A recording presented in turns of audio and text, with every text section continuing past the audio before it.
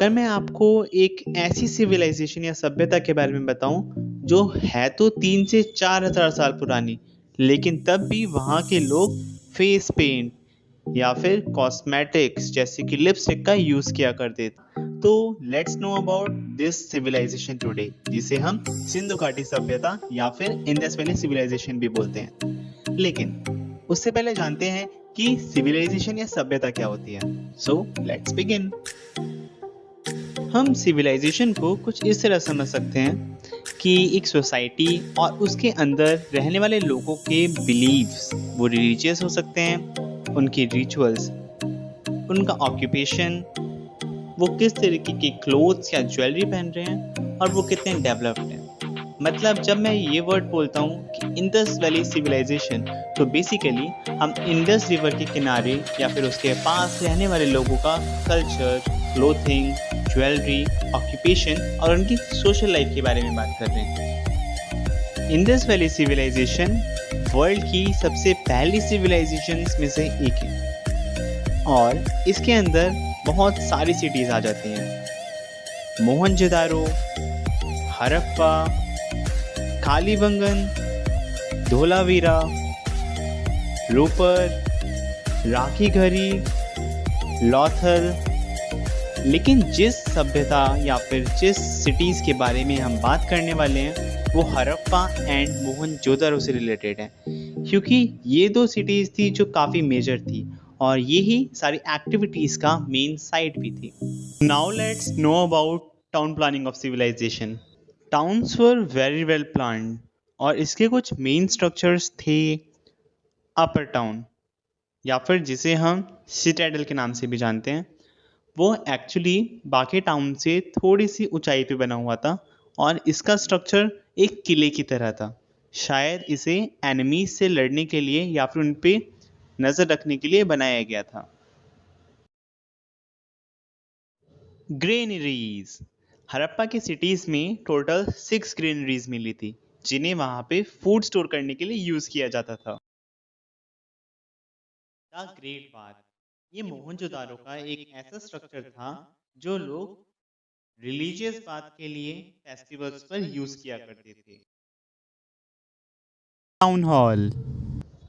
Town hall एक assembly hall था जहां पर पब्लिक गैदरिंग या फिर मीटिंग हुआ करती थी।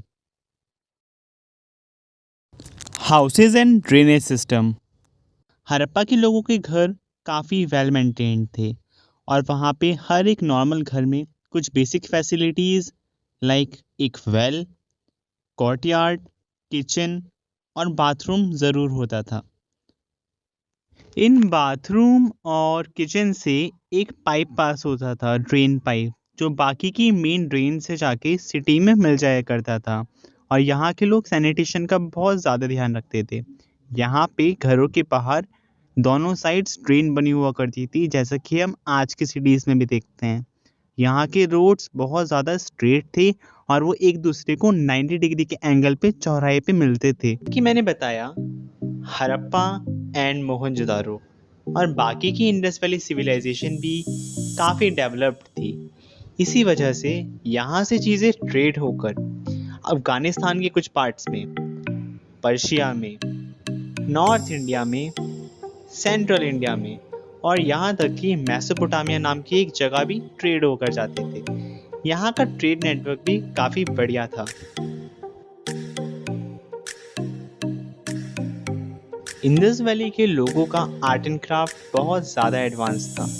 वो कॉपर और ब्रॉन्ज तरह के मेटल का यूज़ बहुत अच्छे से जान चुके थे और उसे अपने स्टैचूज बनाने में भी यूज़ किया करते थे।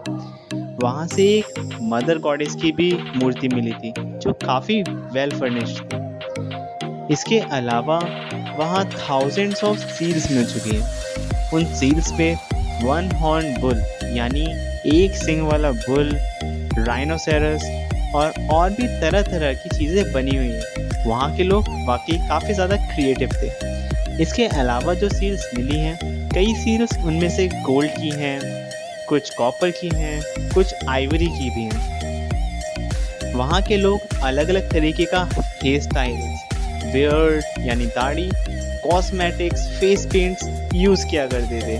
काफ़ी अजीब बात है ना। लेकिन हाँ, ये हम 3500 साल पहले की बात कर रहे हैं। लोग तब भी हेयर स्टाइल और मेकअप में दिलचस्पी रखते थे। Like today, Indus valley civilization के लोगों की सोशल लाइफ, यहाँ बेसिकली 3 तरह के लोग पाए जाते थे। एक रूलर्स जो रूल करते थे लाइक किंग। दूसरा टाइप एडमिनिस्ट्रेशन जो रूलर्स के या फिर राजा के मंत्री यानी नोबल्स होते हैं। और तीसरे मर्चेंट, फार्मर्स और अदर ऑक्यूपेशंस के लोग। हड़प्पा एंड मोहनजोदारो दोनों ही जगह जो वीविंग यानी सिलाई है काफ़ी पॉपुलर मानी जाती है। और ये माना जाता है कि वहाँ के लोग यानी मेन धोती पहनते थे और वुमेन स्कर्ट पहनती थी और अपर पार्ट को वो अपने शॉल से कवर किया करते थे। उस ज़माने में लोग बात करने के लिए जिस स्क्रिप्ट यानी लिपि का यूज़ करते थे, आज तक वो पूरी तरह से डिकोड या फिर डेसिफर नहीं हो पाई है।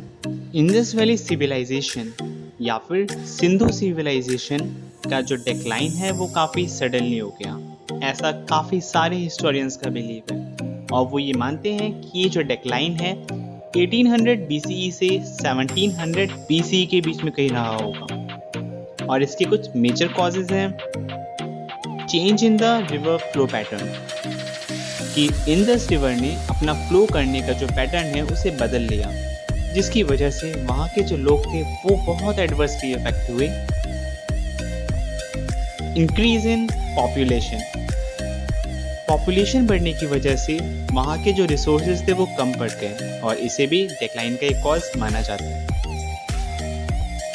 डिक्लाइन ड्यू टू एग्रीकल्चर, हो सकता है कि वहाँ के लोगों ने एग्रीकल्चर को इतना ज़्यादा कर दिया हो कि सॉइल ने अपनी फर्टिलिटी, अपनी उपजाऊता खो दी हो और इसकी वजह से उनका डिक्लाइन हो गया हो। Climate change due to deforestation, जब भी कहीं बहुत ज़्यादा पेड़ों की कटाई यानी डिफॉरेस्टेशन होता है तो उसके बाद क्लाइमेट में बहुत वास्ट चेंज आता है। इट इज़ बिलीव्ड कि इंडस वैली के लोगों ने बहुत ज़्यादा डिफॉरेस्टेशन कर दिया, जिसकी वजह से क्लाइमेट चेंज हुआ और उनका डिक्लाइन यानी पतन हो गया। इन्वेजन्स को भी डिक्लाइन का एक कॉज माना जाता है कि हो सकता है बाहर से रूलर्स ने उनकी इतनी डेवलप्ड सिविलाइजेशन पे अटैक किया हो और उनका डिक्लाइन होना शुरू हो गया हो। If you really like this video तो फैला दो।